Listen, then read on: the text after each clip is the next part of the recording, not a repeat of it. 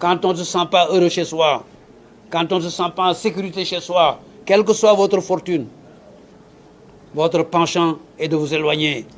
Et lorsque tout le monde va s'éloigner de notre pays et qu'aucune personne capable d'y investir ne sera là, vous serez tous des chômeurs, sans aucune exception. Car c'est l'argent qui produit l'argent. C'est l'argent des autres investi dans un pays qui permet de travailler.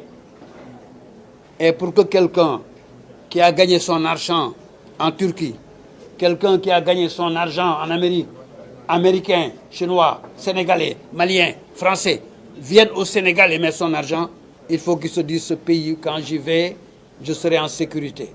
J'aurai les mêmes droits que tout le monde. Je serai protégé de la même façon que tout le monde. Je serai condamné, si j'ai tort, de la même façon que tout le monde. C'est ça la sécurité juridique.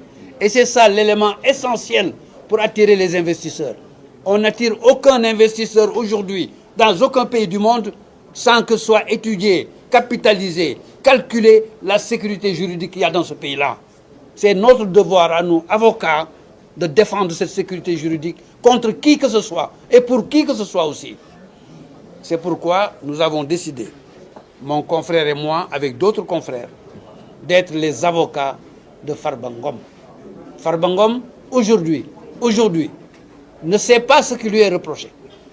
C'est étonnant. Il n'a reçu aucun papier du monde entier avec lequel on lui dit « on vous reproche d'avoir tué le chien là. On vous reproche d'avoir creusé un puits. » Rien. Nous, ces avocats, on n'a rien vu, on n'a rien lu sur lesquels on lui dit « vous avez mangé la poule ou le poulet. » Rien. La presse parle de rapport de Saint-Tif. C'est possible. Je ne l'ai pas vu. Lui non plus ne l'a pas vu. On ne l'a jamais invité à venir s'expliquer devant le Saint-Tif. Jamais. Jamais on lui a dit, monsieur, nous, Saint-Tif, on a vu ça chez vous, venez. Voilà ce qu'on vous reproche, qu'est-ce que vous pensez, quelles preuves vous pouvez nous donner? Rien du tout. La presse a parlé du procureur de la République financier. Je n'accuse pas le procureur de la République. Il n'a rien dit, il n'a rien fait encore. Que moi j'ai vu, on a parlé de communiqués. Les discussions dans les communiqués, c'est possible.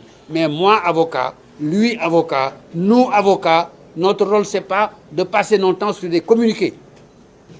Notre rôle, ce n'est pas de passer notre temps sur des fake news. Notre rôle, ce n'est pas de passer notre temps à lire la presse qui accuse. Vous savez, messieurs, mesdames les journalistes, vous savez que la presse, c'est comme les vérités de Molière.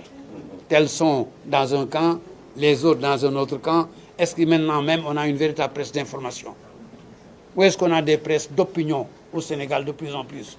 On doit avoir des presses d'information. Et nous avons de plus en plus de la presse d'opinion. Selon les camps que vous soutenez, vous diffusez les informations qui les intéressent. Ainsi de suite. Nous le savons, nous sommes tous des Sénégalais. C'est ce que Léopold Senghor disait dans les années 60. Quand quelqu'un venait le voir et se plaignait de Baboucar Sissé ou de Doudou Ndoye, et vous laissez vous plaindre pendant 2 heures de temps, il vous répond « Ah, mon cher ami, nous sommes tous des Sénégalais. » Et putain, mes enfants, nous sommes tous des Sénégalais. On sait tous tout ce qui se passe dans ce pays. Tous, vous et nous, ensemble. Mais faisons en sorte d'être de bons Sénégalais. De bons Sénégalais, c'est de donner à nos enfants. Il ne faut pas l'oublier. Les célibataires qui n'ont pas encore d'enfants n'attendent que de prendre mari ou de prendre femme et d'avoir de beaux gosses. Alors, faisons en sorte que nos enfants, nos futurs petits-enfants, puissent être contents d'être dans un pays où ils sont en sécurité, où celui qui a tort, celui qui a raison, où on ne flaigne pas les gens comme ça et qu'on détruise leur réputation sans qu'il n'y ait rien. J'affirme, et je dis j'affirme, nous sommes pour l'instant 4 avocats autour de Farba Ngom. Personne, aucun des 4 avocats ne sait de quoi il s'agit. Aucun des 4 avocats ne sait ce qu'on lui reproche. Vous trouvez ça normal? Je me demande si les députés de l'Assemblée nationale, je me le demande, savent ce qui lui est reproché. Parce que pour qu'ils le savent, il faut qu'on leur donne un dossier complet. Pas une lettre du ministre de la Justice qui dise « levez l'immunité ».